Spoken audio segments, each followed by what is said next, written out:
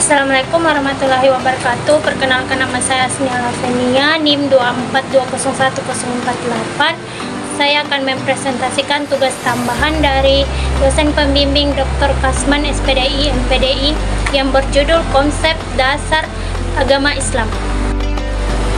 Adapun latar belakang dari konsep agama Islam yaitu sudah dikemukakan bahwa berdasarkan sumber ajarannya, agama dapat diklarifikasikan menjadi dua, yakni agama wahyu atau agama samawi dan agama budaya atau agama ardil.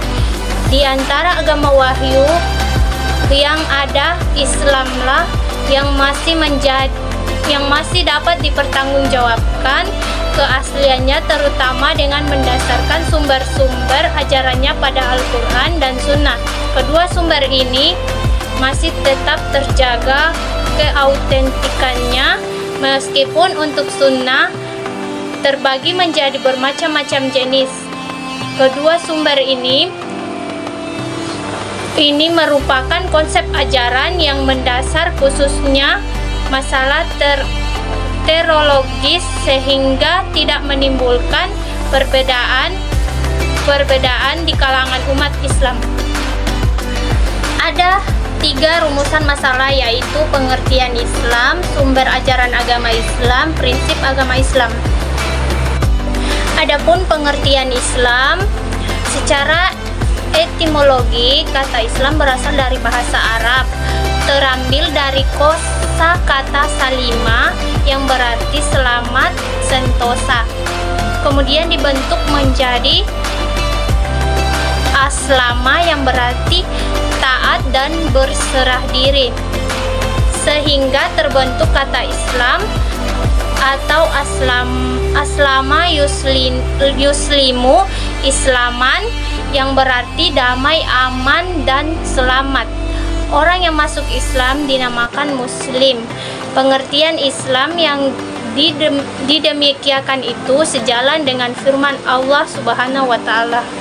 Artinya atau tidak demikian, bahkan barang siapa yang menyerahkan dirinya kepada Allah sedangkan berbuat kebajikan, maka baginya pahala pada sisi Tuhannya dan tidak ada kekhawatiran terhadap mereka dan tidak ada pula mereka bersedih hati. Surah Quran Al-Baqarah 2 ayat 112. Sumber ajaran agama Islam ada 3. Yang pertama Al-Quran, yang kedua hadis atau as-sunnah berasal langsung dari Allah Subhanahu wa Ta'ala dan Nabi Muhammad Subhanahu wa Ta'ala. Yang ketiga ijtihad, merupakan hasil pemikiran umat Islam, yakni para ulama mujtahid atau yang berijtihad dengan tetap mengacu kepada Al-Quran dan As-Sunnah. Al-Quran adalah kumpulan wahyu atau firman Allah yang disampaikan kepada Nabi Muhammad Subhanahu wa Ta'ala, berisi ajaran tentang keimanan atau akidah, tauhid, dan iman, peribadahan atau syariat, dan budi pekerti atau akhlak. Al-Quran adalah mukjizat terbesar Nabi Muhammad Subhanahu wa Ta'ala, bahkan terbesar pula dibandingkan mukjizat para nabi sebelumnya. Al-Quran membenarkan kitab-kitab sebelumnya dan menjelaskan hukum-hukum yang telah ditetapkan sebelumnya. Yang kedua, hadis disebut juga as-sunnah. Sunnah secara bahasa berarti adat istiadat atau kebiasaan. Sunnah adalah segala perkataan, perbuatan, dan penetapan atau persetujuan secara kebiasaan Nabi Muhammad SAW. Sunnah merupakan penafsiran sekaligus juga atau petunjuk pelaksanaan Al-Quran. Sebagai contoh, Al-Quran menegaskan tentang kewajiban salat dan berbicara tentang ruku dan sujud. Sunnah atau hadis Rasulullah yang memberikan contoh langsung bagaimana salat itu dijalankan melalui takbiratul ihram atau bacaan Allahu Akbar sebagai pembuka salat, doa iftitah, bacaan Al-Fatihah, gerakan ruku, sujud hingga bacaan tahiyat dan salam.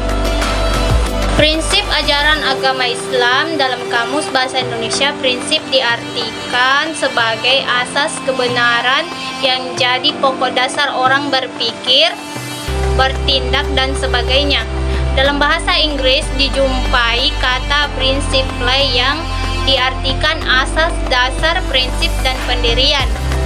Dalam bahasa Arab, kata prinsip merupakan terjemahan dari kata asas dan jamaknya usus yang berarti foundation atau dasar bangunan, fundamental atau yang utama, groundwork atau landasan kerja, basis atau tiang utama, keynote kata kunci.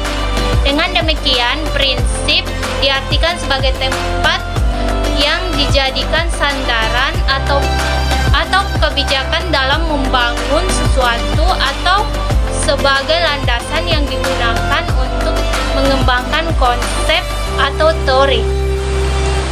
Macam-macam prinsip ajaran Islam. Yang pertama, sesuai dengan fitrah manusia. Kedua, keseimbangan atau at-tawasun. Yang ketiga, sesuai keadaan zaman dan tempat. Yang keempat, tidak menyusahkan manusia.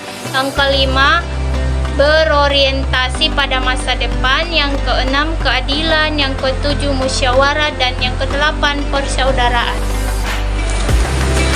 Adapun keistimewaan agama Islam sebagai petunjuk setiap umat manusia sebagai penyempurnaan agama-agama sebelumnya, menyimpan aturan-aturan kebijakan sehingga menambah rasa takwa kita kepada Allah. Berikut kesimpulan dari materi saya, konsep dasar agama Islam. Agama yang diturunkan Allah kepada Nabi Muhammad yang mencakup seluruh aspek kehidupan manusia, baik hubungan dengan Tuhan, sesama manusia, maupun alam semesta. Islam mengajarkan kepatuhan dan kerendahan hati, serta mengutamakan penyerahan diri kepada Allah dengan ikhlas. Meskipun agama-agama sebelumnya memiliki syariat yang berbeda-beda, inti dari semua agama adalah penyerahan diri kepada Tuhan Yang Maha Esa. Keistimewaan Islam terletak pada kemampuannya untuk menjadi petunjuk hidup bagi umat manusia, menyempurnakan agama-agama sebelumnya, dan menyimpan aturan-aturan kebajikan yang meningkatkan rasa takwa kepada. Itulah sekian dari paparan materi saya. Wassalamualaikum warahmatullahi wabarakatuh.